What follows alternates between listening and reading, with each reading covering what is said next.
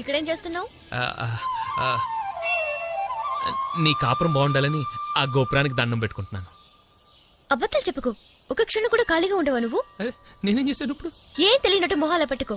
ఇందాక నుంచి అమ్మాయికి నువ్వు లైన్ వేయట్లేదు. తెలిసిపోయిందా నీకు?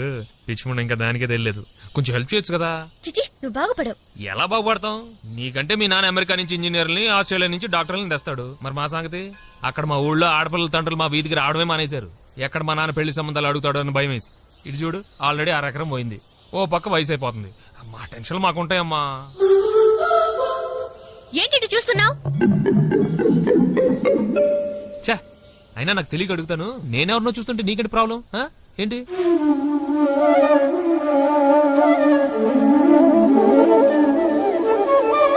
నువ్వంటే నాకు ఇష్టం. జోక్ లేకు. ఏరా, నీకోసారి చెప్తే అర్థం కదా. నువ్వు నాకు నచ్చావు. వేరే అమ్మాయిని ఎవరైనా చూసావనుకో, చంపేస్తాను. అండర్స్టాండ్?